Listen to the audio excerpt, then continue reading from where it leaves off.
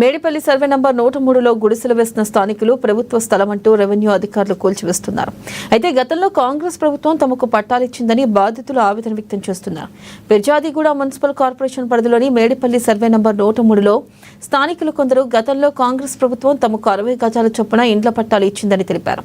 తమ పట్టాల ప్రకారం గుడిసెలు వేయగా ప్రభుత్వ స్థలమని రెవెన్యూ అధికారులు తొలగిస్తున్నారని వాపోయారు. ఇక గతంలో జిల్లా కలెక్టర్ ఈ స్థలం పేదలకు కేటాయించాలని ఆదేశాలు ఇచ్చినప్పటికీ దానికి ఎంఆర్ఓ కలెక్టర్ ఆదేశాలను ఉల్లంఘించారని పేర్కొన్నారు. నిరుపేదలతో అన్యాయం చేస్తుందని, ఇదే సర్వే నంబర్లో కొందరికి ఇంటి పర్మిషన్లు ఇవ్వడం, మరికొందరికి అన్యాయం చేయడం ఏంటని ప్రశ్నిస్తున్నారు.